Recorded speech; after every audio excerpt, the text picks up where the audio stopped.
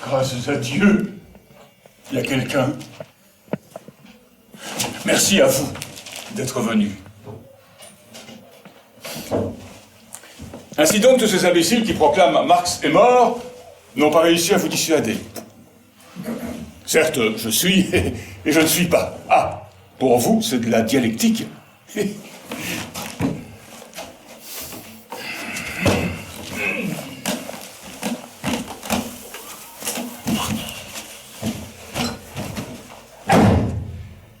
Vous vous demandez peut-être comment je suis arrivé jusqu'ici. Les transports en commun. En réalité, je voulais pas revenir ici, je voulais retourner à Soho, à Londres, là où je vivais, mais un cafouillage bureaucratique, et me voilà. À Soho. Mais à New York! Oui, bon, d'accord, j'ai toujours voulu visiter New York.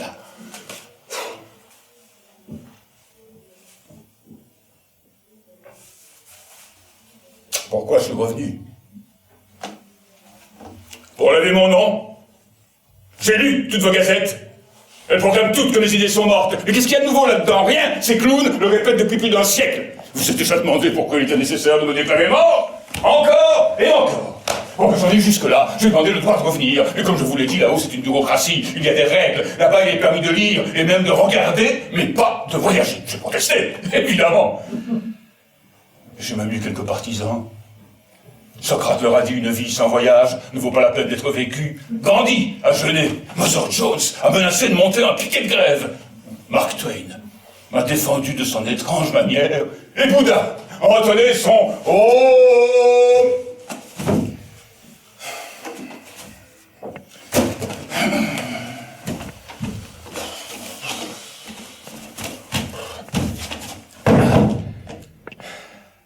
Mais tous les autres ont gardé le silence. Mon Dieu! Dans l'état où ils sont, qu'est-ce qu'ils ont à perdre? Eh ouais! Là-bas aussi, j'ai une réputation d'agitateur. Mais même là-haut, les manifestations, ça finit par marcher. La preuve, ils ont fini par dire « OK, you can go away. You have approximately 1 hour to say what you want. But remember, no agite-propre. » Ils croient sincèrement en la liberté d'expression. Dans certaines limites, ce sont des libéraux. Vous pouvez diffuser l'information. Marx est de retour. Ouais, pas pour longtemps, je sais. Mais avant tout, sachez bien une chose, je ne suis pas marxiste. Ah, la fois où je dis ça à Piper, il a failli en crever. Il est indispensable que je vous parle de Piper. Nous vivions à Londres. Jenny, moi, nos 2 enfants, plus 2 chiens, 3 chats et quelques oiseaux, c'est-à-dire plutôt à l'étroit, dans un petit appartement donnant sur Dean Street, pas très loin de là où débouchaient les égouts.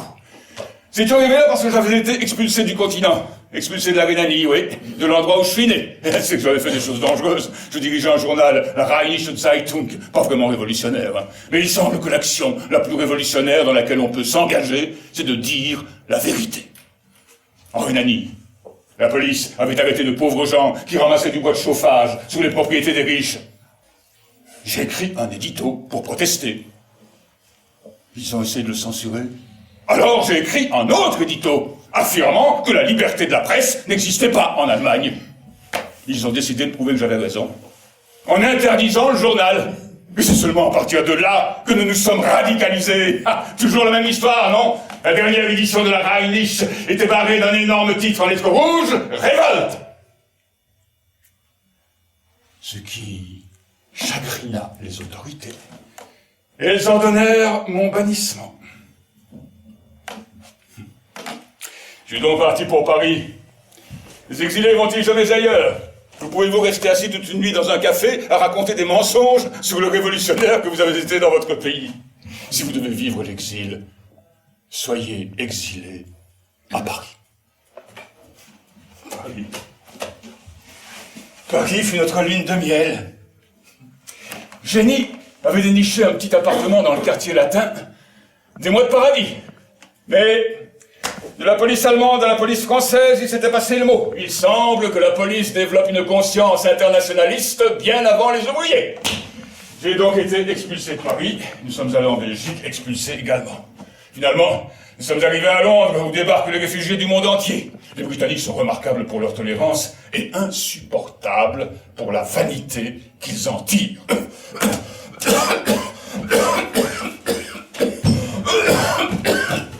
Les médecins ont prédit que j'allais être toussé d'ici quelques semaines. Ah, c'était en 1858.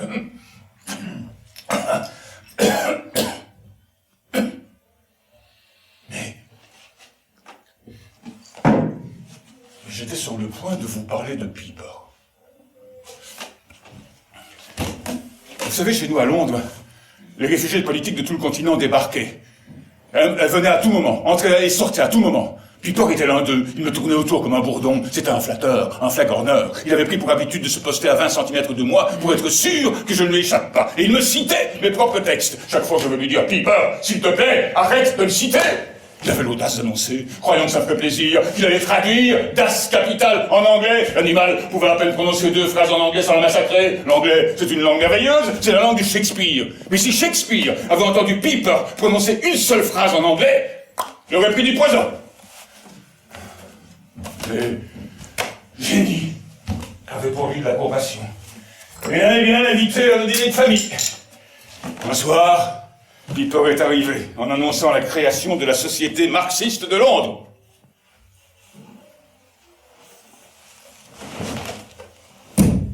Une société marxiste. Qu'est-ce que c'est que ça ? Nous nous réunissons chaque semaine pour étudier un de vos textes. Nous le lisons à haute voix, l'analysant phrase par phrase. Voilà pourquoi nous nous sommes intitulés marxistes. Nous croyons profondément et sans réserve à tout ce que vous écrivez. Profondément et sans réserve. Oui, docteur Marx. Il m'appelait toujours docteur Marx. Et nous serions heureux si vous preniez la parole à la prochaine réunion de notre société marxiste. Ah. Mais je ne peux pas faire une chose pareille. Ah. Et pourquoi ? Parce que je ne suis pas marxiste.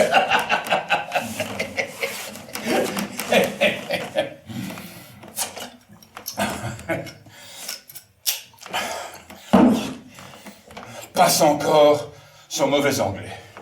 Le mien n'était pas parfait. Mais c'était sa manière de penser. Quelle confusion. C'est comme un satellite en orbite autour de mes mots et qui les diffusait à travers le monde, mais en les déformant. Et qui ensuite défendait cette déformation comme un fanatique, dénonçant quiconque interpréterait autrement. Un jour, j'ai dit à Jenny, tu sais ce que je crains le plus ? Et elle m'a répondu que la révolution prolétarienne n'ait jamais lieu. Non ! Qu'elle ait lieu. Et qu'elle mette au pouvoir des types comme Piper, flatteurs quand ils sont dominés, matamores et tyranniques quand ils sont au pouvoir, et dogmatiques. Ils parleront au nom du prolétariat, ils interpréteront mes pensées pour le monde entier. Ils créeront une nouvelle église, un nouveau clergé, avec des excommunications, des mises à l'index, des inquisitions et des pelotons d'exécution. Et ça, ce sera fait au nom du communisme, l'effaçant pour des années de l'idée de la liberté, divisant le monde en empire capitaliste et en empire communiste. Ils vont bousiller notre rêve merveilleux. Il faut bien une révolution, peut-être 2, voire 3, pour nous réparer. Voilà ce qui me fait peur.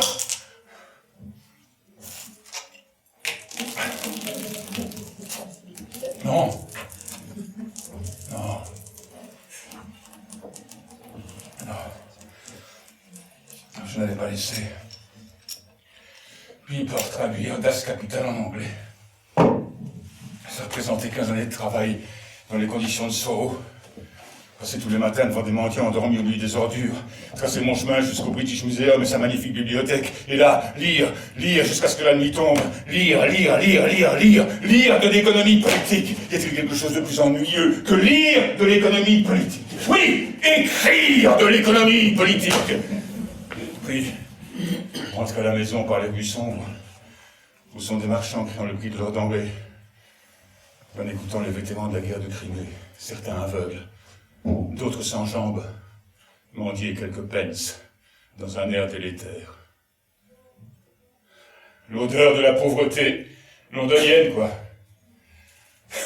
Pour tenter de minimiser la portée de Das Kapital, les critiques diront ce qu'ils disent toujours des auteurs radicaux, qui viennent vivre quelque expérience personnelle affreuse. D'accord! Si ça vous plaît, insistez là-dessus. Le trajet de retour à travers Soho alimente à la rage qu'il y a dans Das Kapital. Je vous entends d'ici. Ouais, c'était comme ça à l'époque, il y a un siècle. À l'époque, vraiment.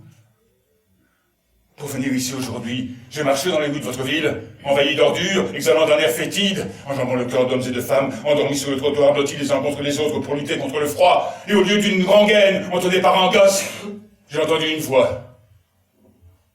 Un peu de monnaie.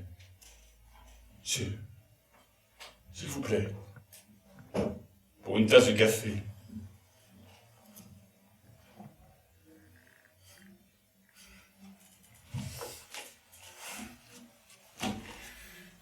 Et vous appelez cela progrès? Parce que vous avez des voitures à moteur, des téléphones portables, des machines volantes, et 1000 parfums pour sentir bon. Et les gens qui dorment dans la rue!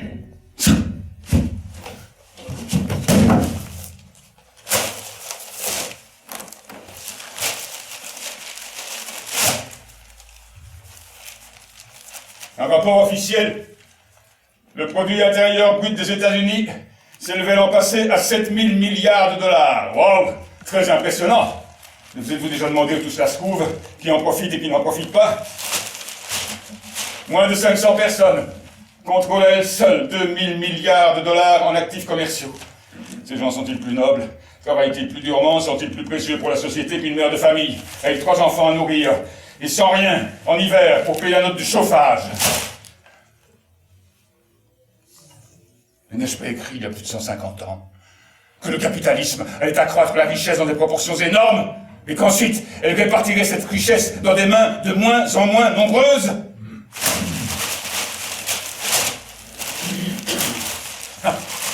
Gigantesque fusion de la Chase Manhattan Bank avec la Chemical Bank. 12 000 travailleurs vont perdre leur emploi. Action en hausse.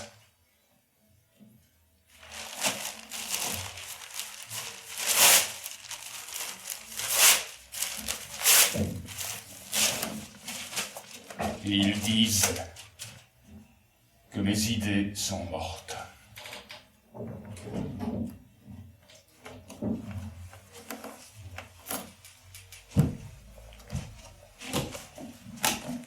Connaissez-vous le célèbre poème d'Oliver Goldsmith, Le village déserté?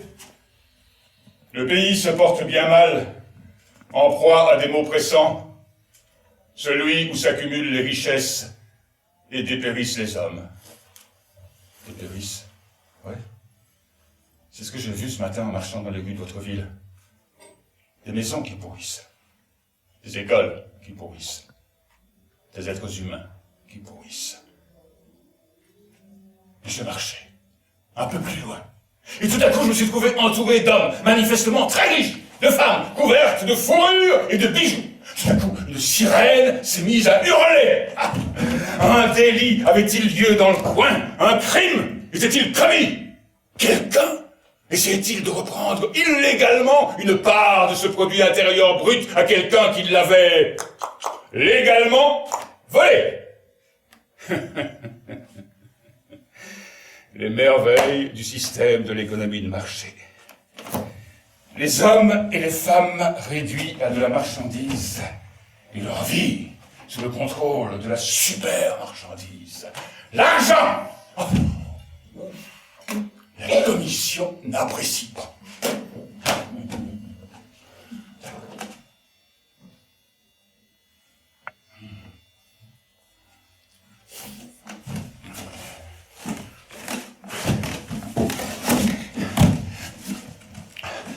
Dans le petit appartement de Dean Street, Jenny faisait réchauffer de la soupe et bouillir les pommes de terre.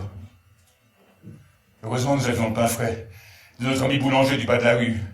Et le soir, nous nous mettions à table pour souper et parler des événements du jour, la dernière guerre du moment, la lutte de libération de l'Irlande contre l'Angleterre, l'imbécilité du gouvernement, une opposition qui se contentait de piaillements et de glapissements, la lâcheté de la presse, toutes choses qui sont bien différentes aujourd'hui, je suppose. Après le dîner, on débarrassait la table, et je me mettais au travail, avec une bière et un cigare à portée de la main. Et c'est que je travaillais jusqu'à 3 ou 4 heures du matin. Les livres empilés d'un côté, les rapports parlementaires de l'autre.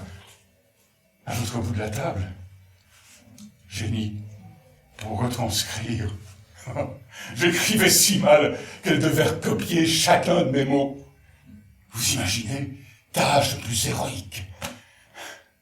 Parfois, de temps à autre, une crise, non pas une crise mondiale, un livre qui me manquait. Un jour que je ne trouvais pas mon Ricardo, j'ai demandé à Jenny, mon Ricardo, où as-tu mis mon Ricardo? Tu veux parler de principe d'économie politique? Elle avait dû penser que j'en avais fini avec lui et l'avait mis au mot de piété. Cette fois-là, j'ai perdu mon sang-froid. Mon Ricardo! Tu as mis mon Ricardo au clou! Oh! Du calme! La semaine dernière, n'a-t-on pas mis en gage la bague que ma mère m'avait donnée?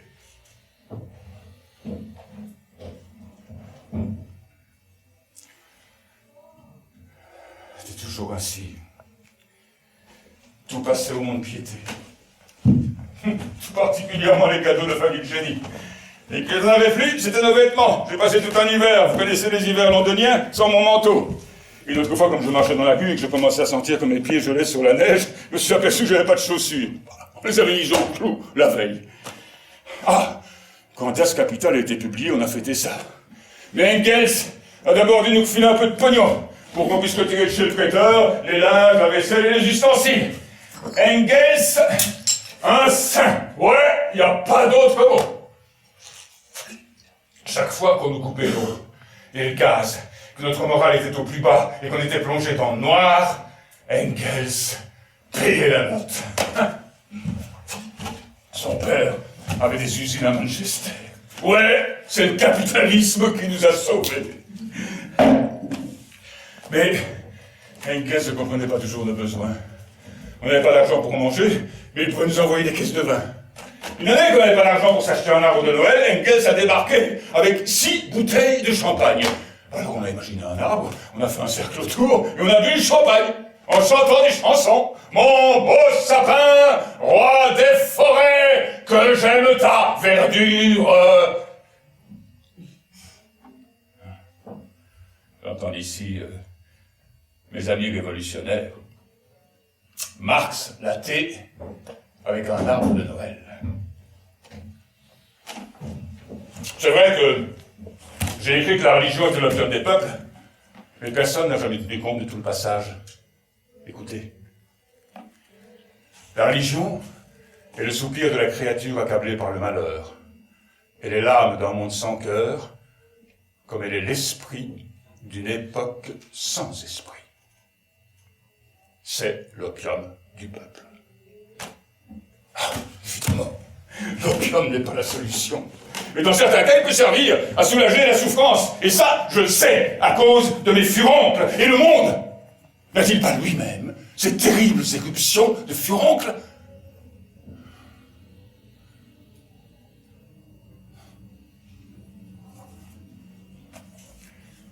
Je pense sans arrêt à Jenny. Comment elle a empaqueté tous nos biens pour traverser la Manche avec nos 2 enfants, Jenny Chen et Laura. Puis comment elle a accouché à 3 reprises dans ce petit appartement glacial et humide, donnant sur Dean Street. Comment elle a versé ses bébés? Comment elle essaie de les réchauffer? Pour les voir mourir. Un à un. Guido n'avait même pas commencé à marcher. Francesca, elle avait à peine 1 an. J'ai dû emprunter 3 livres sterling pour payer son cercueil. Mouche, lui, il a tenu jusqu'à 8 ans. Mais dès le début, il y avait quelque chose qui clochait. Il avait une bonne tête. Mais le reste du corps n'a jamais suivi. La nuit de sa mort, on a tous dormi, par terre, autour de lui, jusqu'au petit matin. Quand Eleanor est née, on était horrifiés. Mais c'était une petite chose coriace. Vous devez être heureux qu'elle ait eu 2 sœurs aînées, Genichen et Laura. Elles avaient tout juste survécu. Genichen était née à Paris. Paris, c'est une ville merveilleuse pour les amoureux, pas pour les enfants. Sans doute quelque chose à voir avec l'air. Laura, elle, était née à Bruxelles. Personne ne devrait jamais naître à Bruxelles.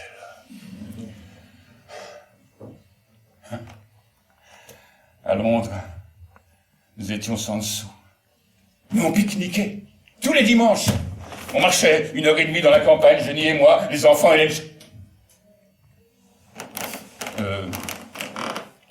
Oui. Je vous parlerai de Lenchen. Lenchen avait pour habitude de nous faire du rôti de veau. Nous avions du pain aux fruits, du fromage, du thé et de la bière. Eleanor était la plus petite, mais elle buvait de la bière. Oh, on ne peut pas avoir d'argent, mais les enfants, ils ont quand même besoin de distraction. Une fois, je les ai envoyés en France, sous la côte atlantique, avec l'argent du loyer. Et une autre fois, comme les filles aimaient beaucoup la musique, je leur ai acheté un piano, avec l'argent des courses. Un père n'est pas supposé préférer l'un de ses enfants. Mais Eleanor... Parfois, il m'arrivait de dire à Jenny, « Eleanor est une môme étrange, hein ?» Elle me répondait, « Tu ne pensais tout de même pas que les enfants de Karl Marx seraient normaux ?» Eleanor était la plus petite, mais la plus brillante. Imaginez une révolutionnaire de 8 ans. C'est l'âge qu'elle avait en 1853. La Pologne s'était révoltée contre l'autorité de la Russie. Et Tussi, oui, on l'appelait Tussi parce que Tossal, en anglais, ça veut dire bagarre, prise de bec. Tussi avait écrit à Engels pour saluer ses vaillants petits compagnons de Pologne, comme elle les appelait. À 9 ans, elle a écrit en Amérique au président Lincoln pour lui expliquer comment gagner la guerre contre les États confédérés. Mais en plus, elle fumait et buvait du vin. Mais malgré tout, c'était une môme. Je l'ai vu habiller ses poupées en sirotant un verre de vin. À 10 ans, elle jouait contre moi aux échecs. C'était pas facile de la battre. À 15, elle a piqué une crise contre l'observation du jour du Seigneur. Le dimanche, aucune activité n'était légalement permise. Alors, elle organisa à St. Martin's Hall les soirées dominicales pour le peuple. Elle invitait des musiciens pour jouer Mozart, Handel, Beethoven. Salle comble, 2000 personnes. C'était illégal, mais personne ne fut arrêté. Prenez-en de la graine. Vous voulez violer la loi? Faites-le! Mais avec 2000 personnes. Et Mozart. J'avais pour habitude de lire à haute voix Dante, Eschyle, Shakespeare, pour elle et ses sœurs. Elle adorait ça, elle.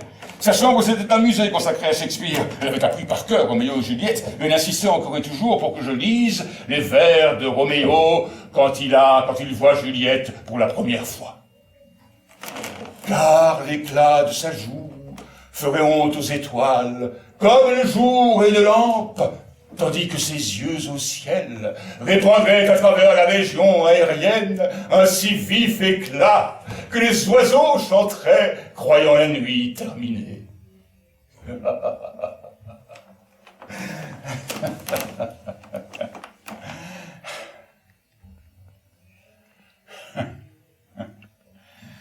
Tussi n'était pas facile à vivre, hein? Ah, salaud! Savez-vous combien il est déconcertant pour un père de voir une fille lui trouver une faille dans un de ses raisonnements? Elle se disputait avec moi à propos de mes propres textes. Par exemple, mon essai sur la question juive, pas facile à comprendre, hein, je l'admets. Eh ben, elle l'a lu, et tout de suite, elle m'a provoqué. Pourquoi as-tu érigé les juifs en représentants du capitalisme? Ils ne sont pas les seuls à être frappés du virus de la cupidité et du commerce. tenter une explication. Je n'ai pas érigé les Juifs en quoi que ce soit. Je les ai simplement utilisés comme exemple frappant. Sa réponse consista à arborer l'étoile juive. « Je suis juive !» déclara-t-elle. Oh, qu'est-ce que je pouvais rétorquer à ça, hein? Et comme je haussais les épaules, elle me dit ça, c'est un geste très juif. Ah, dans ces cas-là, qu'est-ce qu'elle pouvait être agaçante?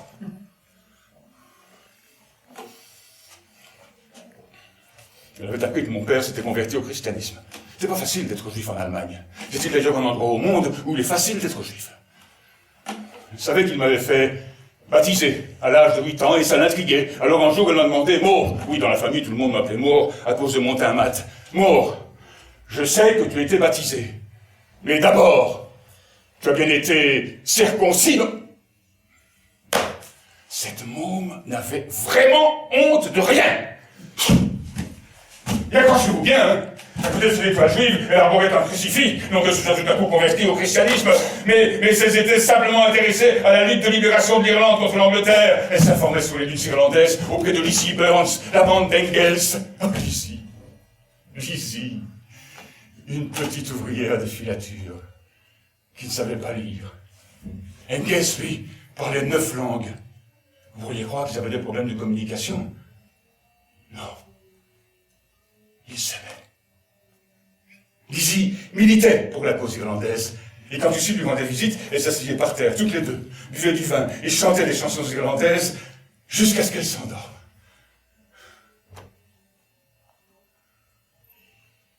Oui. Il y a eu cette nuit terrible. Le gouvernement britannique a fait pendre 2 jeunes Irlandais, en plein saut, au milieu d'une foule d'ivrognes qui applaudissaient. Ces Anglais, si raffinés avec leurs tasses de thé et leurs pendaisons publiques.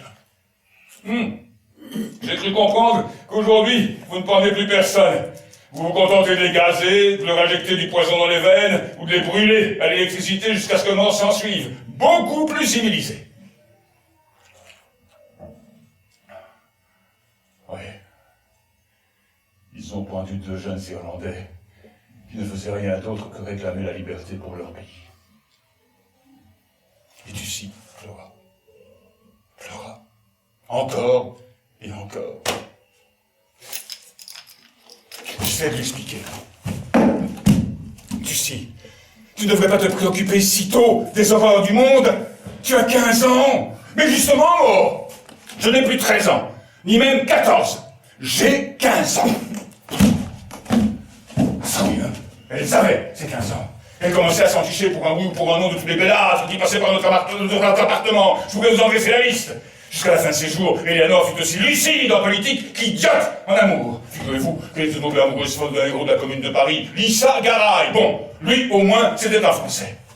Maman Michel, lui, était anglais. Les Anglais sont comme leur cuisine, faut-il en dire davantage.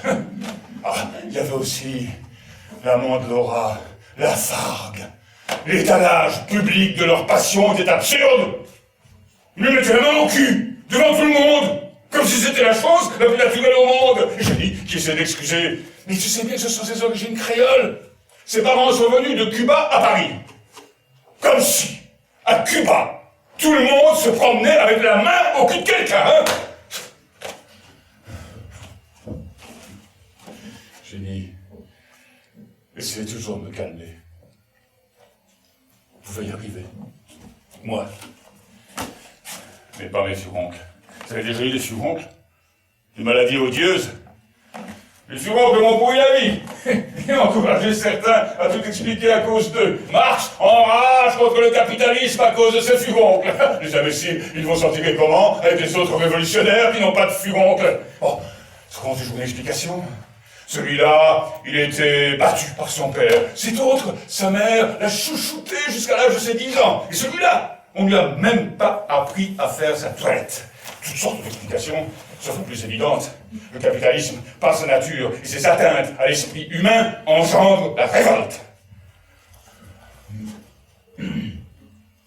Ah. Le capitalisme d'aujourd'hui serait moins violent que celui de mon temps. Vraiment? Il y a 2 ou 3 ans, c'était écrit dans vos gazettes. Un patron a fait fermer à double tour les portes d'une usine de poulet en Caroline du Nord où travaillaient des ouvrières. Quoi faire? Plus de profit. Il y a eu le feu.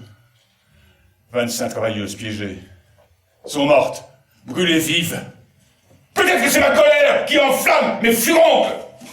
Mais essayez-vous de rester assis toute une journée à écrire le cul sur une chaise avec des furoncles au cul. Et ne me parlez pas des médecins. Que Toumi en savait moins que moi, beaucoup moins, normal. C'était mes furoncles. J'arrivais plus à dormir, jusqu'à ce que je trouve une recette miracle. Non. L'eau. Aussi simple que ça. Des linges trempés dans de l'eau tiède, que Jenny m'appliquait patiemment, heure après heure. La nuit, quand je riais, elle se levait pour m'appliquer ces linges tièdes qui m'apaisaient. Parfois, quand Jenny n'était pas là, c'est l'Enchen qui le faisait. Oui, l'Enchen.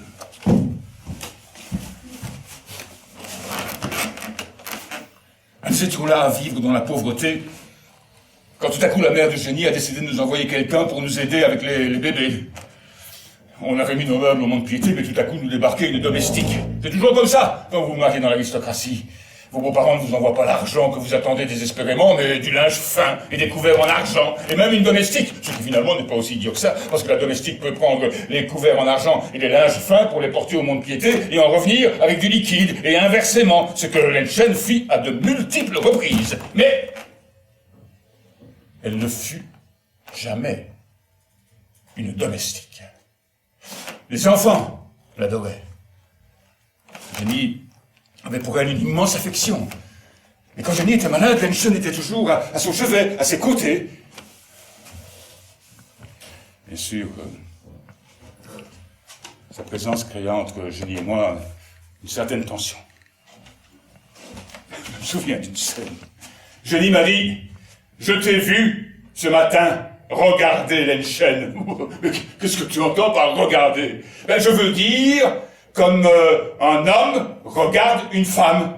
Je ne comprends toujours pas ce que tu veux dire.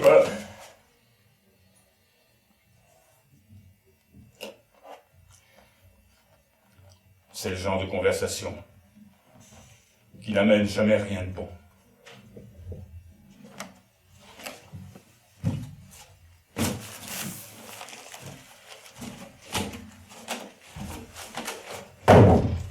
C'était toujours comme ça, dans notre petit appartement donnant sur Dean Street. Et au dehors, c'était le vaste Londres. Imaginez les rues de Londres en 1853. Les marchands de 4 saisons essayant de vendre leurs carottes contre quelques pence.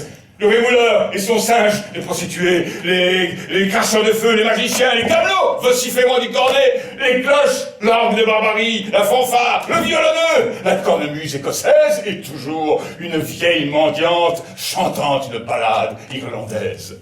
C'est ce que je voyais et entendais tous les soirs en rentrant du British Museum sous l'éclairage au gaz qu'on venait juste d'installer. Avant d'entrer dans Dean Street et de patauger dans la boue et les eaux usées, en pensant aux soins qu'on mettait à paver les rues des quartiers riches. Bon, je suppose qu'il était dans l'ordre naturel des choses que l'auteur de Das Kapital rame splash dans la merde splash pendant qu'il rédigeait splash sa condamnation du système capitaliste. Jenny n'était pas du tout compatissante avec moi quand je me pliais de marcher dans la rue au milieu de la boue. Elle disait « C'est exactement ce que je ressens à la lecture de Das Kapital. » Elle a toujours été ma critique la plus sévère. Impitoyable. Honnête, diriez-vous? Y a-t-il quelque chose de plus infamant qu'une critique honnête? Le livre lui posait problème. Oui, Das Kapital. À l'époque, j'ai ennuyé le lecteur dès le début avec ma théorie sur la marchandise, la valeur d'usage et la valeur d'échange. Elle disait que le livre était trop long, trop détaillé. Elle utilisait le mot pesant. Vous imaginez? Elle m'a rappelé ce qu'avait dit notre ami syndicaliste Peter Fox, la fois où je devais en faire le livre. Je me sens comme quelqu'un à qui on vient d'offrir un éléphant. Et pour Jenny, c'était un éléphant. J'essaie de lui expliquer que c'était autre chose que le manifeste communiste, qui, lui, était destiné au grand public, que c'était une analyse, mais que ce soit une analyse, très bien, mais alors qu'elle hurle, comme le manifeste, un spectre hante l'Europe, le spectre du communisme, voilà qui va accrocher le lecteur, un spectre hante l'Europe. Et immédiatement après, elle me lisait les premières pages d'As Capital, pour me torturer, bien sûr. La richesse des sociétés où prévaut le mode de production capitaliste se caractérise par une immense accumulation de marchandises. Elle disait, ça va endormir le lecteur.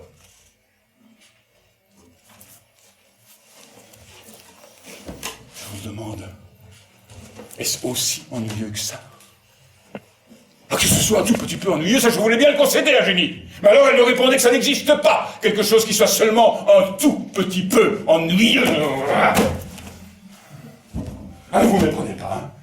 Elle considérait Das Kapital comme une œuvre profonde. Le livre montrait comment l'apparition du système capitaliste était nécessaire à un moment donné de l'histoire, qui allait provoquer une croissance colossale des forces productives et un accroissement sans précédent des richesses dans le monde, mais qui, de par sa nature, ne pouvait que distribuer ces richesses de telle manière qu'ils détruisent l'humanité, non seulement du prolétaire, mais aussi du capitaliste, pour finir, toujours de par sa nature, par creuser sa propre tombe, pour ouvrir enfin la voie à un système plus humain. Jenny demandait toujours, touchons-nous ceux que nous voulons toucher. Une fois, elle m'a même dit, tu sais pourquoi les censeurs ont autorisé sa publication? Parce qu'ils n'y ont rien compris. Et qu'ils étaient sûrs que personne n'y comprendrait rien. Je lui ai rappelé que Das Kapital avait eu de bons comptes rendus.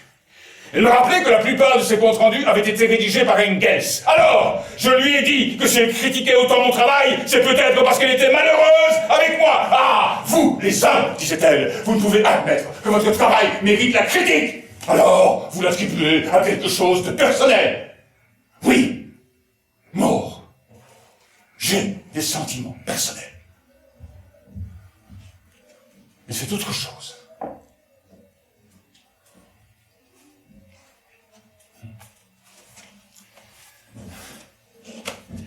Sensibilité personnelle de Jenny. Mais elle passait à ce moment-là par une période abominable. Je suppose que c'était de ma faute. Je ne parvenais pas à apaiser ses angoisses. Vous devez comprendre.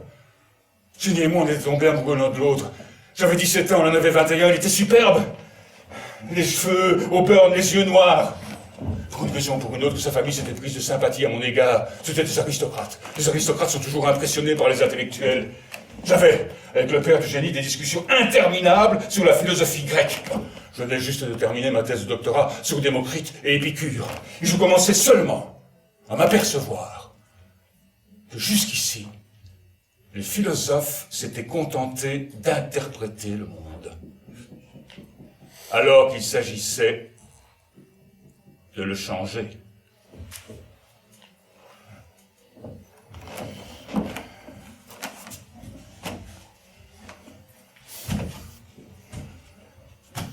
Je suis parti pour Paris. Jenny m'a suivi. Nous sommes mariés, nous avons eu nos 2 enfants, Jenny et Laura. On était heureux à Paris, on vivait de rien. On trouvait les copains au bistrot. Eux aussi vivaient de rien. Ah, quelle équipe on faisait! Bakounine, l'énorme, l'anarchiste Hirsute, Engels, l'athée raffiné, Heine, le poète vertueux, ah, Stirner, complètement déjanté, et Proudhon, qui gueulait la propriété, c'est le Val, mais qui en réclamait sa part.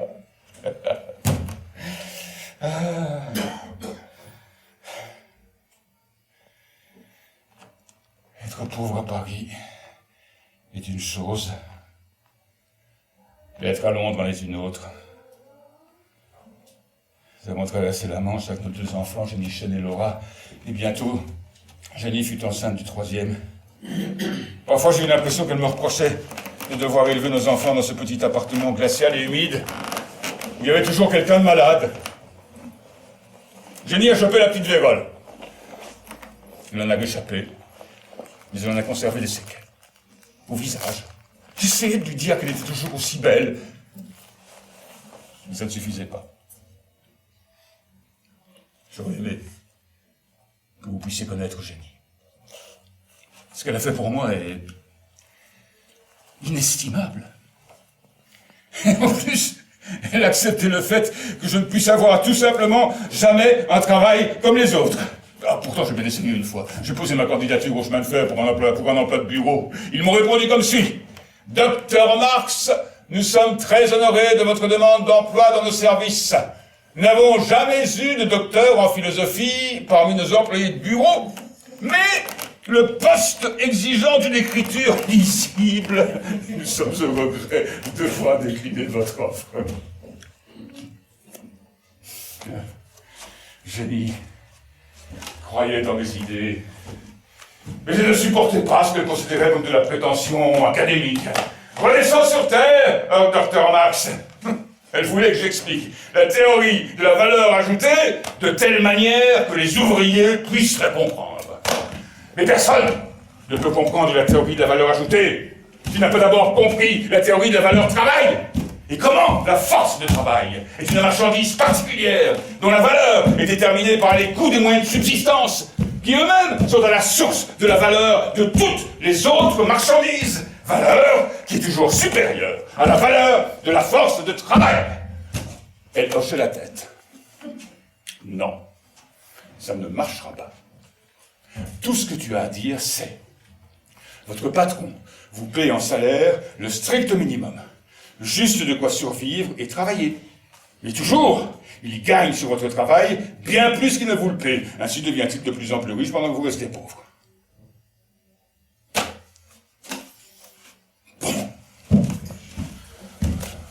Admettons que parmi de 100 personnes, dans toute l'histoire de l'humanité, n'aient jamais compris ma théorie de la valeur ajoutée. Mais ce n'en est pas moins exact. Pas plus tard que la semaine dernière, un rapport du département d'État américain au travail, tout y est. Vos travailleurs produisent de plus en plus de biens et sont payés de moins en moins cher. Résultat, exactement ce que j'avais prédit. Désormais, 1% des Américains les plus riches contrôlent 40% de la richesse du pays. Et ça se passe dans le grand pays, qui est le grand modèle du système capitaliste. Un pays qui non seulement a dépouillé son propre peuple, mais qui en plus a pillé les richesses du reste du monde.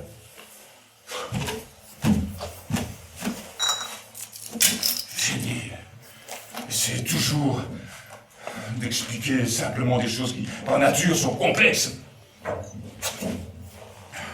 Elle m'accusait d'être d'abord un érudit avant d'être un révolutionnaire. Oublie des lecteurs intellectuels adressés aux ouvriers. Elle m'accusait d'arrogance et d'intolérance.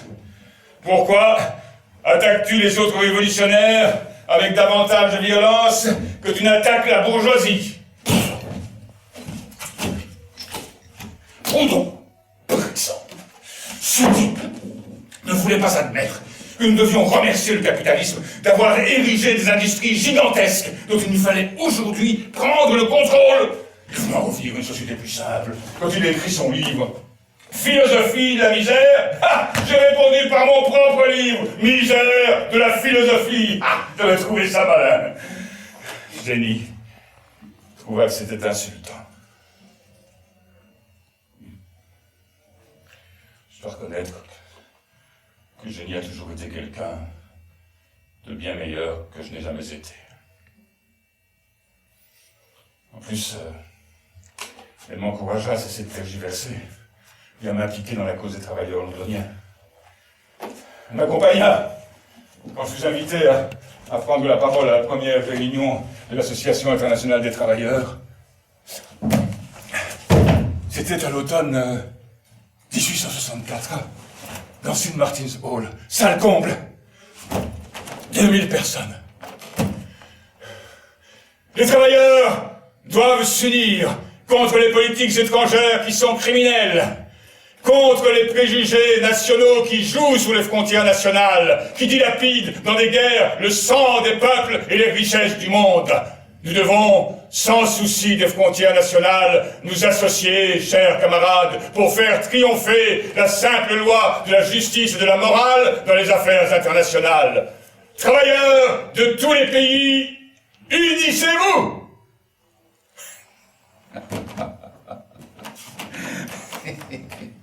Génie adorait ça. Et en plus, elle s'occupait de la maison. Avec l'eau coupée, avec le gaz coupé. Et jamais elle ne se désintéressait de la question de l'émancipation de la femme. Elle disait que leur vitalité avait beaucoup souffert de leur cantonnement à la maison, à raccommoder des chaussettes et à cuisiner. C'est pour ça qu'elle ne voulait pas y rester. Elle m'accusait d'être théoriquement pour l'émancipation de la femme, mais en pratique complètement ignorant de leurs problèmes. Engels et toi, vous écrivez beaucoup sur l'égalité des sexes, mais vous ne la pratiquez guère. Bon. Je ne ferai aucun commentaire à ce sujet. Je lui aussi militait pour la cause irlandaise. Et quand la reine Victoria déclara « Les Irlandais sont vraiment un peuple barbare qui n'a rien de commun avec les autres nations civilisées », elle écrivit aux journaux londoniens « L'Angleterre fait pendre de jeunes Irlandais qui ne faisaient rien d'autre que réclamer la liberté pour leur pays. L'Angleterre est-elle une nation civilisée ?»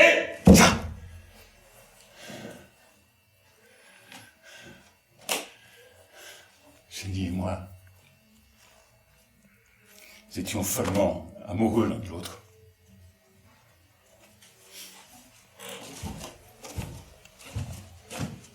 À Londres, nous avons vécu des moments pénibles. L'amour résistait. Mais à partir d'un certain moment, tout a changé. Je ne sais pas pourquoi. Jenny disait que c'était parce qu'elle n'était plus la grande beauté à qui j'avais fait la cour. Ce qui me mettait en colère. Alors elle dit que c'était à cause de Lin Chen. Ce qui me mettait encore plus en colère. Alors, elle disait que je m'énervais parce que c'était vrai, ce qui me rendait furieux.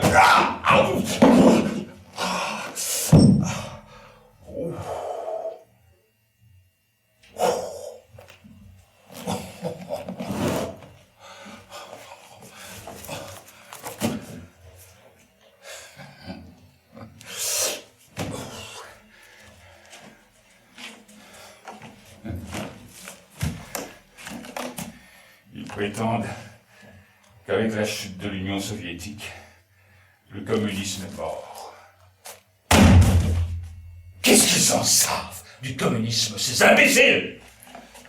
Pensent-ils qu'un système mené par une brute qui fait assassiner ses compagnons de révolution ait quelque chose à voir avec le communisme?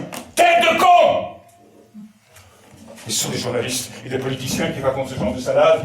Mais qu'est-ce qu'ils ont fait comme étude? Ont-ils seulement lu le manifeste que Engels et moi nous écrivions quand nous étions à Bruxelles, quand il avait 28 ans et moi 30? En lieu et place de l'ancienne société bourgeoise, avec ses classes et ses antagonismes de classe, nous devons réaliser une association dans laquelle le libre développement de chacun sera la condition du libre développement de tous. Vous avez entendu ça? Une association. Vous savez maintenant ce que c'est que le communisme? La liberté individuelle.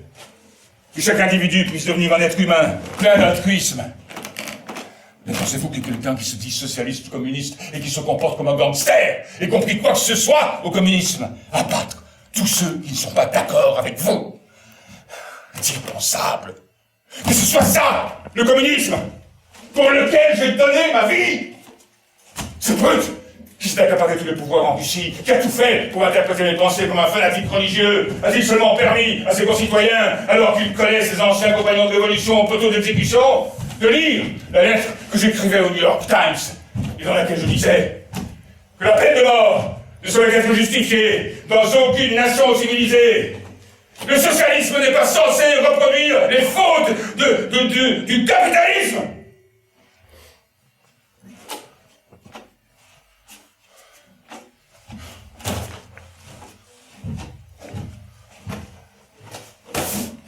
Ici, vos prisons sont surpeuplées.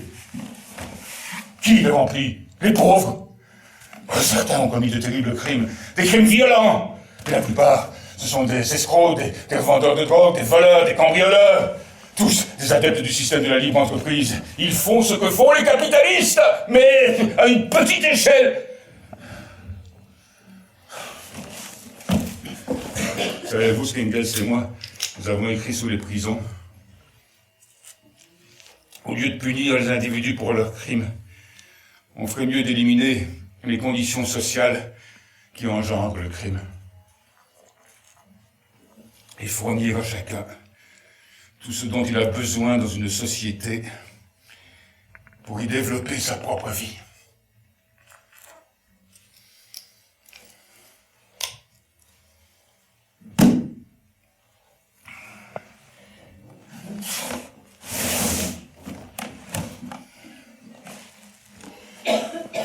Oui.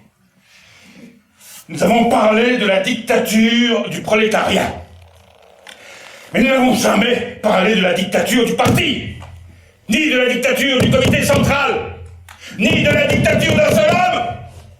Nous avons parlé de la dictature provisoire de la classe ouvrière. Le peuple prendrait la direction de l'État et gouvernerait dans l'intérêt de tous, jusqu'à ce que l'État devienne inutile et disparaisse peu à peu. Bakounine, bien sûr, n'était pas d'accord. Il disait qu'un État, même un État ouvrier, qui dispose de l'armée, de la police et des prisons, deviendra un État tyrannique. Bakounine adorait se disputer avec moi. Vous avez déjà entendu parler de lui? Bakounine, l'anarchiste. Si un écrivain devait inventer un personnage tel que lui aujourd'hui, on dirait qu'il est au-delà de la réalité.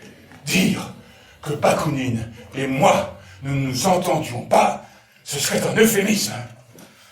Mais écoutez, ce que racontait de nous, Engels et moi, pendant que nous étions à Bruxelles en train de rédiger le manifeste communiste. Marx et Engels sont d'indécrottables bourgeois. Nous, d'indécrottables bourgeois. Ah, forcément, comparé à Bakounine, tout le monde était un bourgeois, parce que Bakounine avait choisi de vivre comme un porc. Et si vous ne viviez pas comme un porc, si vous aviez un toit au-dessus de votre tête, si vous aviez un piano dans votre salon, si vous aimiez le fromage et le bon vin, alors vous étiez un indécrottable bourgeois. Bon, je reconnais au bonhomme un immense courage. Il était emprisonné, il était expédié en Sibérie, il s'est évadé, il a parcouru le monde pour essayer de fomenter partout la révolution. Bakounine voulait une société anarchiste, mais la seule anarchie qu'il a jamais réussi à implanter, c'est dans sa propre tête. Une fois, il essaie de fomenter une révolution à soulèvement à Bologne. Il a presque réussi à se tuer avec son propre revolver. Partout, ces tentatives révolutionnaires ont été des échecs, mais comme un amant qui va d'échec amoureux en échec amoureux, il persévérait encore et encore. Vous avez déjà vu une photo de lui? Énorme! Le crâne chauve qu'il couvrait d'une petite casquette grise, la barbe hirsute, l'air féroce, n'avait plus de dents, le scorbut, résultat du régime carcéral. Et en plus, il semblait ne pas vivre dans le monde tel qu'il était, mais dans un monde qu'il avait imaginé. Il méprisait l'argent. Quand il en avait, il le distribuait. Et quand il n'en avait pas, il vous l'empruntait, sans avoir aucunement l'intention de vous le rendre. Il n'avait pas de maison. Ou plutôt aussi, le monde entier était sa maison. Il débarquait chez un camarade et il lançait « Me voilà! Où est-ce que je dors? Quand est-ce qu'on mange ?» Et en moins d'une heure, il était plus chez lui que ses hôtes. Et cette fois, à Londres, nous étions en train de dîner calmement, quand tout à coup, Bakounine est entré en trombe. Pourquoi sonner la peine de sonner, hein? C'est son habitude d'arriver à l'heure de dîner. Cette fois-là, nous avons été surpris. Nous pensions qu'il était en Italie. Chaque fois qu'on entendait parler de lui, il était toujours à l'étranger en train de fomenter une révolution. Bon, il a presque sorti la porte de ses gonds. Il a souri de son sourire édenté et il a lancé « Bonsoir, camarades !» Et sans attendre la réponse, il s'est assis à table et a commencé à engouffrer la saucisse et les viandes par gros morceaux en s'empiffrant de fromage et en buvant du brandy, verre sur verre. Oh, Michael, s'il te plaît. Et c'est le vin. Le vin, on en a. Le brandy, c'est trop cher. Alors, il a aspiré une gorgée de vin, qu'il a recraché aussitôt. Ah, Enfin, totalement insipide. Il n'y a que le brandy pour voir clair. Immédiatement après, il a repris son cercle habituel, tonitruant, gueulant, pétardant, hurlant. J'étais fou, furieux. Mais c'est Génie qui est intervenu. Michael, arrête. Tu nous pompes l'air. Il s'est contenté d'éclater de rire. Et il a continué. Ah, la tête de Bakounine était pleine de foutaises anarchistes, du romantisme politique, du non-sens utopique. Moi, je voulais l'exclure de la première internationale, mais je n'y trouvais ça ridicule. Pourquoi toute organisation révolutionnaire qui dépasse 6 membres doit-elle toujours menacer l'un d'eux d'exclusion?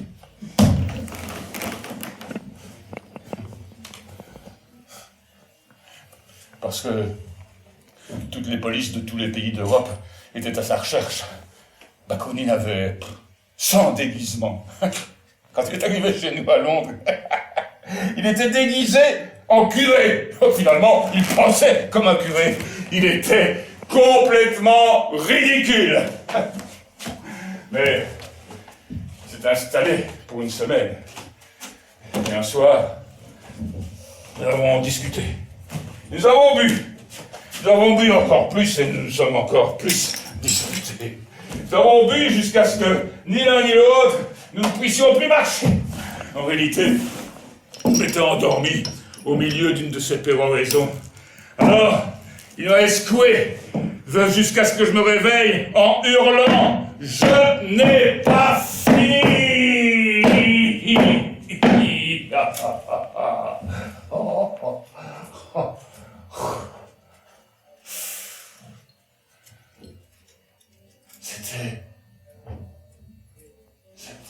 C'était à l'hiver, dans l'hiver 1871.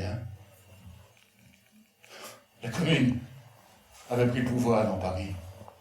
La Commune de Paris. Bakounine avait sauté à pieds joints dans cette révolution. Heureusement, les Français l'avaient bien compris, ils avaient un adage.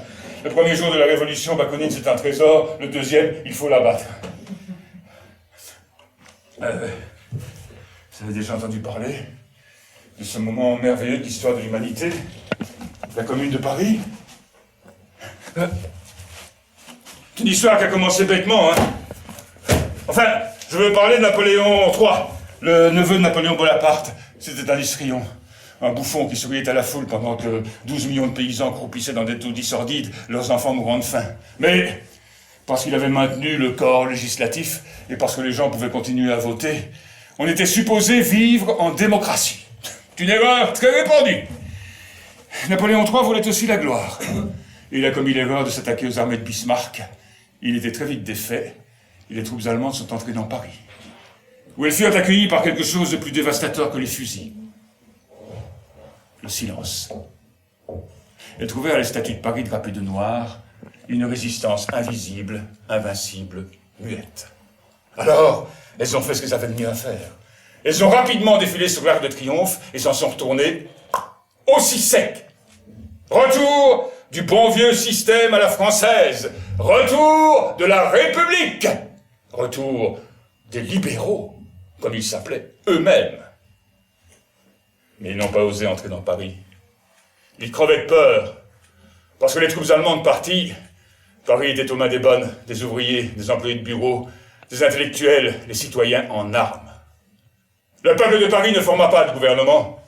Il fit quelque chose de bien plus glorieux, quelque chose que tous les gouvernements au monde redoutent. Une commune. L'énergie collective du peuple. C'était ça, la Commune de Paris. Les gens se réunissaient 24 heures sur 24 aux 4 coins de la ville. Par groupe de 2 ou 3, ils prenaient les décisions pendant que les troupes françaises encerclaient la ville et menaçaient de l'envahir à tout moment. Paris devint la première ville libre au monde. La première enclave de liberté dans un monde de tyrannie. J'essaie d'expliquer à Bakounine. Tu veux savoir ce que j'entends par dictature du prolétariat? Regarde la Commune de Paris. Ça, c'est la véritable démocratie. Pas comme cette démocratie à l'anglaise ou l'américaine qui ne sont qu'un cirque, où les gens votent pour l'un ou l'autre gardien de l'ordre établi, et où quel que soit celui qui remporte les élections, ce sont toujours les riches qui continuent à diriger le pays. La Commune de Paris, elle, ne dura que quelques mois. Mais elle fut la première assemblée législative au monde à représenter les pauvres. Ces lois étaient faites pour eux. Elle annula leurs dettes. Elle ajourna leur loyer. Elle ordonna au mont-de-piété de leur restituer les biens dont ils avaient le plus besoin. Leurs membres refusèrent un salaire qui soit supérieur à celui des ouvriers. Ils réduisirent les horaires des boulangers. Ils réfléchirent aux moyens de rendre les théâtres gratuits. Courbet, le grand Courbet lui-même, ce peintre dont l'étoile avait stupéfié l'Europe tout entière, présidait l'association des artistes. Ils ont rouvert les musées. Ils ont mis sur pied une commission pour l'éducation des femmes. Ça, c'était un événement sans précédent. L'éducation pour les femmes. Ils mirent à profit les dernières découvertes scientifiques. Par exemple, ils survolèrent les alentours de Paris avec une montgolfière pour distribuer aux paysans un tract avec un message simple et puissant, un message qui devait être adressé aux prolétaires du monde entier. Nous avons les mêmes intérêts. La Commune assigna pour tâche à l'école d'apprendre aux enfants l'amour et le respect de leurs semblables. J'ai lu vos derniers rapports sur l'éducation, quel non-sens. Vous enseignez tout ce qui est nécessaire pour réussir dans une société capitaliste. Mais apprenez-vous aux jeunes à se battre pour la justice. Les communards, eux, l'avaient bien compris. Ils l'enseignaient non seulement par leurs mots, mais aussi par leurs actes. Ils ont détruit la guillotine, cet outil de la tyrannie, y compris de la tyrannie révolutionnaire. Puis, les épaules couvertes d'écharpes rouges, brandissant une immense bannière rouge, les bâtiments drapés de soie rouge, ils se sont rassemblés au pied de la colonne Vendôme, cette immense statue, couronnée elle-même d'une autre statue en bronze à l'effigie de Napoléon Bonaparte. Un trépan, symbole du pouvoir militaire, un trépan, 2 tours du cabestan, et la statue s'effondra sur le sol. Les gens escaladèrent les gravats. Désormais, le drapeau rouge flottait sur ce piédestal, un piédestal qui n'était plus celui d'une nation, mais celui du genre humain. Le contemplant, hommes et femmes, pleuraient de joie. Voilà, c'était ça, la Commune de Paris. Les rues toujours pleines de gens, des discussions partout, des gens qui partageaient leurs biens, qui semblaient sourire davantage que de coutume. La gentillesse régnait. Les rues étaient sûres, sans aucune police, d'aucune sorte. Voilà.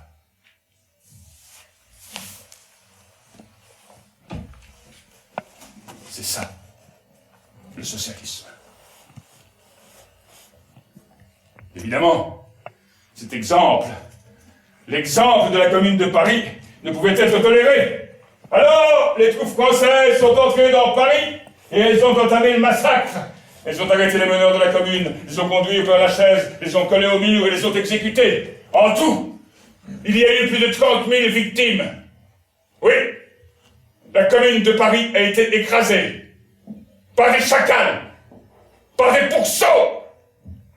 Mais elle fut la plus éclatante réalisation de notre époque.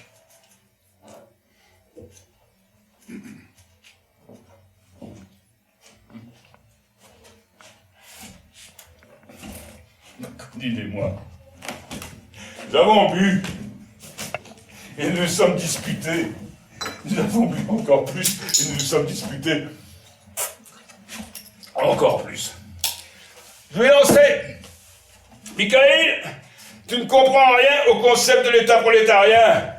On ne doit pas s'affranchir du passé par la grâce d'un coït orgasmique.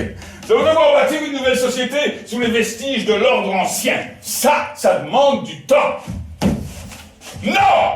Une fois l'ordre ancien battu, le peuple vivra immédiatement dans la liberté ou la perdra. Voilà, la conversation commençait à prendre un tour trop personnel. Michael, tu es trop bête pour comprendre. Ah, le brandy faisant son effet, il a rétorqué. Et toi, Max, tu n'es qu'un arrogant fils de pute. Comme toujours, c'est toi qui ne comprends rien, parce que tu crois que les ouvriers, ils vont faire la révolution sur la base de ta science. Non, rien à foutre de ta science. Leur colère augmentera. Ils la feront, la révolution, sans ta pseudo-science. L'instinct révolutionnaire, ils l'ont dans les tripes. Il était surexcité. Je crache sur tes théories. Le porc, il l'a fait. Là, j'avais passé les bornes. Michael, tu peux cracher sur mes théories, mais pas sur mon parquet. Tu vas nettoyer ça tout de suite. Et voilà, Marx, je l'ai toujours dit que tu n'étais qu'un tyran. Et moi, Bakounine, j'ai toujours su que tu n'étais qu'un eunuque. Là, oui, on aurait dit un animal préhistorique. Il m'a bondi dessus. Vous imaginez le colosse? On a roulé par terre, on s'est battu. Heureusement, on était trop sous pour vraiment se faire mal. Et au bout d'une 2 minutes, on était tellement fatigués qu'on ne devait que rester là couchés l'un contre l'autre pour essayer de reprendre notre souffle. Ensuite, Bakounine s'est relevée. On aurait dit un hippopotame sortant de la rivière. Il a déboutonné son pantalon. Il s'est mis à pisser. Par la fenêtre. Mais j'en crois dans mes yeux. Mais Michael, qu'est-ce que tu es en train de faire? Qu'est-ce que tu crois? Je suis en train de pisser par ta fenêtre. Mais Michael, c'est dégueulasse. Non. Je pisse sur Londres. Je pisse sur tout l'Empire britannique. Mais non, Michael. Tu pisses sur mon trottoir. Il n'a rien répondu. Il s'est abraguetté. Il s'est couché par terre. Et a commencé à gonfler. Alors moi aussi, je me suis couché. Et j'ai vite sombré. Jenny nous a retrouvés là, des heures plus tard, couchés l'un contre l'autre quand elle s'est levée au petit matin. Non. Non. La Commune de Paris ne pouvait pas réussir. C'est un trop bel exemple. Un exemple trop frappant, trop dangereux. Pour le reste du monde. Alors ils l'ont noyé dans le sang. Mais ça arrive encore, n'est-ce pas? Quand dans un quelconque coin du monde, l'ordre ancien est abattu et que les gens commencent à expérimenter de nouvelles manières de vivre, des gens dépourvus de toute idéologie, simplement indignés par leurs conditions d'existence, ça, ils ne peuvent pas le supporter. Alors ils se remettent à l'ouvrage, et quand je dis ils, vous savez à qui je pense, hein? Parfois, secrètement, sournoisement, parfois, ouvertement et violemment, pour éradiquer tout cela.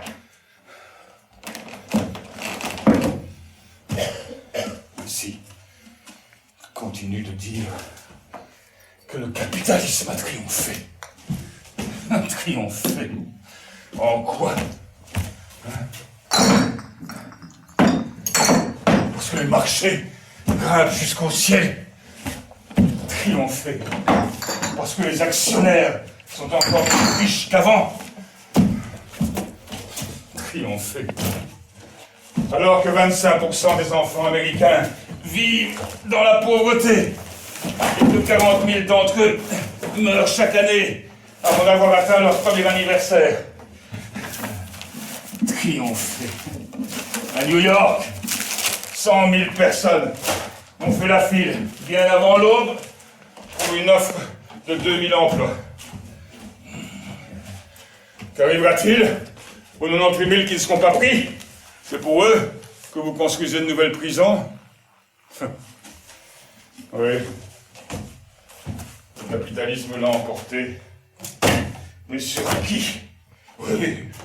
Oui, vous avez réalisé des prodiges de science et de technologie. Vous avez même envoyé des sommes dans la stratosphère. Mais qu'arrive-t-il avec ceux que vous laissez sur la Terre? Pourquoi sont-ils tous si terrorisés? Pourquoi se tournent-ils vers la drogue, vers l'alcool? Pourquoi deviennent-ils fous furieux? Se transforment-ils en tueurs? Eh oh! C'est écrit dans vos gazettes! Et vos politiciens, qui sont bouffis d'orgueil, ils fanfaronnent! Désormais, le monde va avancer vers le système de la libre entreprise. Tous ces gens sont-ils devenus stupides? Ne connaissent-ils pas l'histoire du système de la libre entreprise? Quand le gouvernement faisait tout pour les riches et rien pour les pauvres. Quand le gouvernement américain donnait 5 millions d'hectares de terres libres aux chemins de fer. Mais détournez la tête quand des travailleurs immigrés chinois ou irlandais y travaillaient 20 heures sur 24, crevant de froid ou de chaud. Et quand ces travailleurs se sont révoltés et se sont mis en grève, ce même gouvernement leur a envoyé l'armée pour les soumettre par la force. Nom de Dieu! Pourquoi croyez-vous que j'ai écrit Das Kapital? Si ce n'est parce que je voyais les méfaits du système capitaliste. Les méfaits du système de la libre entreprise. En Angleterre, les enfants qu'on mettait au travail dans les filatures, parce que leurs petits doigts pouvaient manipuler les fuseaux. Dans le Massachusetts, des jeunes filles qui allaient travailler dans les minoteries dès l'âge de 10 ans et qui en sortaient à 26, mourantes. Les villes qui étaient des endroits de luxe et de vice et de pauvreté. C'est ça, le capitalisme, hier comme aujourd'hui. Oui, je les ai vus. Volumineuse publicité dans vos magazines, sur vos écrans. Tant d'images, pour tant d'écrans. Vous en voyez des choses, mais vous en savez si peu. Mais plus personne ne lit l'histoire. Mais bordel de merde, qu'est-ce qu'on enseigne dans vos écoles dans les temps qui courent? La commission est terriblement susceptible.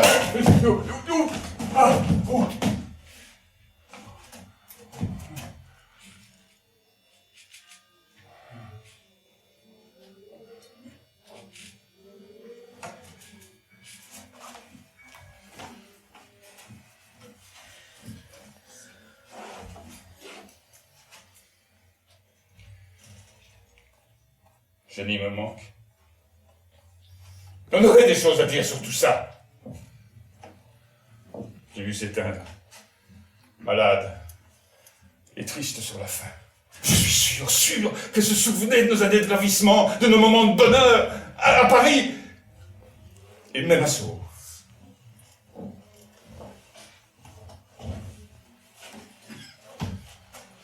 Mes filles me manquent.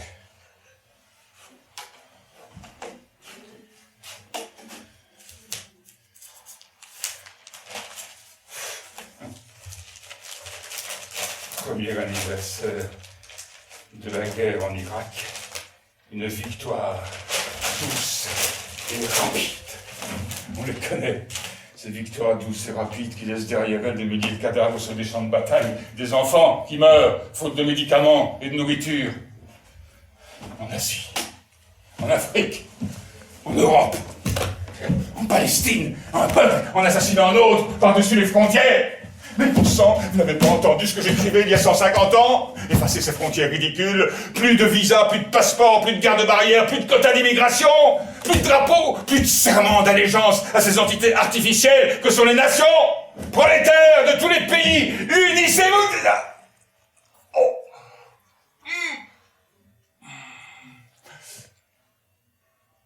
Ce dos me tue.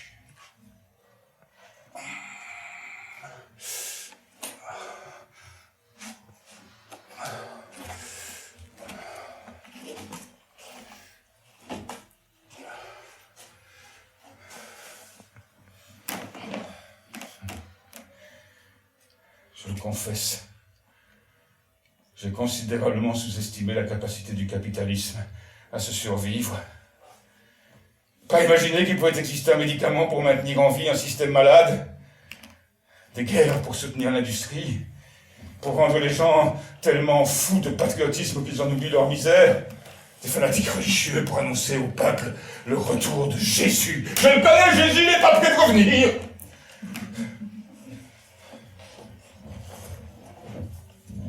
Trompé. En 1848, quand j'annonçais le déclin du capitalisme. Les calculs étaient un peu en avance.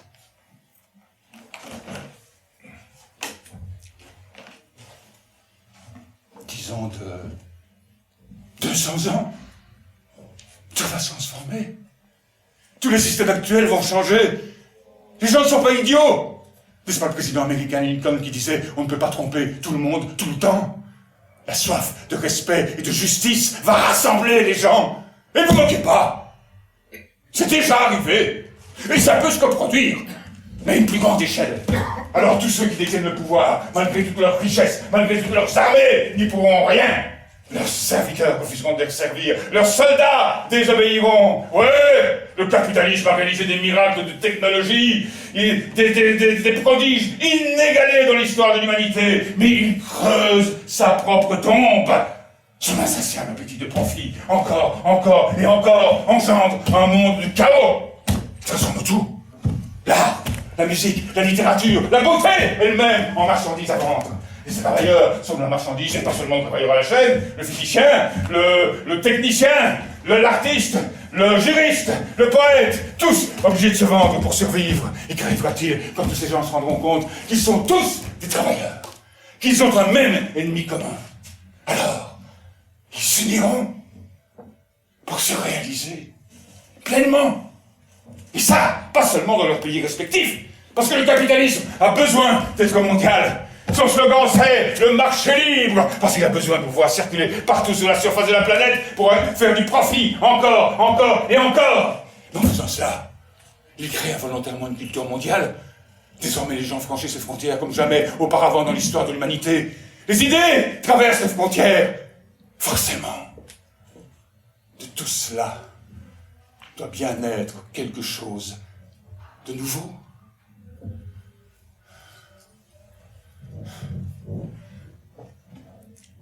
En 1843,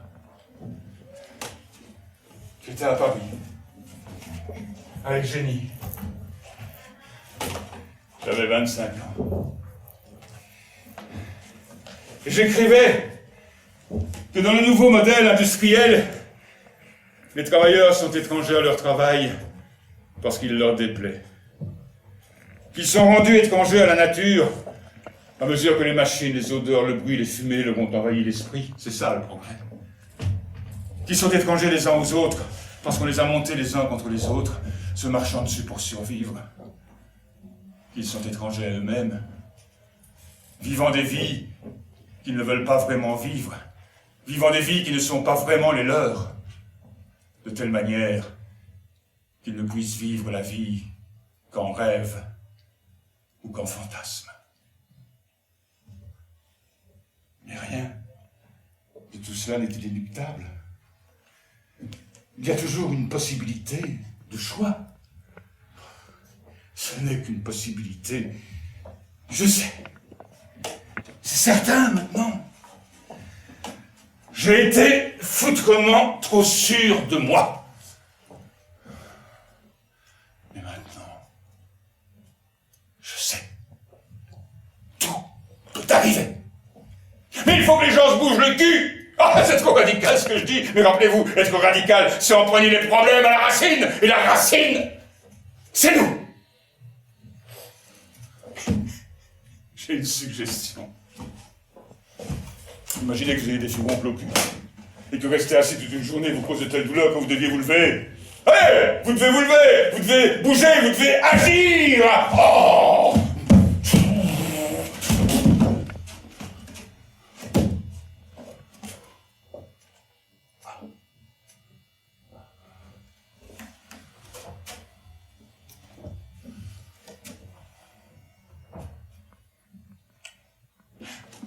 Ne parlons plus de capitalisme. Ne parlons plus de socialisme. Parlons simplement de l'utilisation par les êtres humains des formidables ressources de la Terre. Fournir à chacun tout ce dont il a besoin. De la nourriture.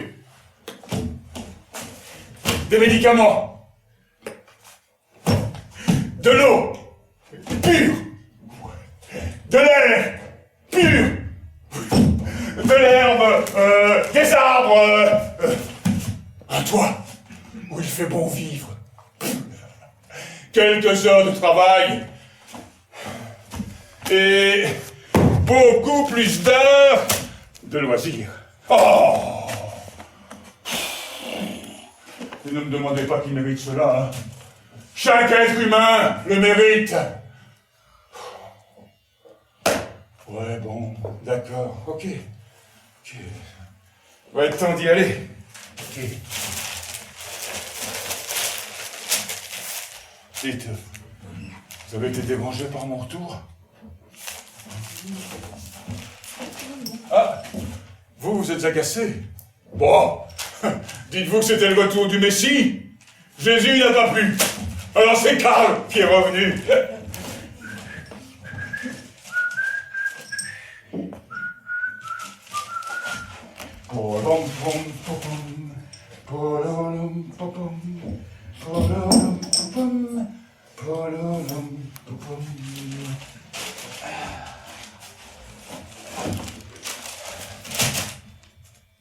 Grâce à Dieu, il y a quelqu'un. Merci à vous d'être venu. Ainsi donc, tous ces imbéciles qui proclament Mars est mort n'ont pas réussi à vous dissuader. Certes, je suis, et...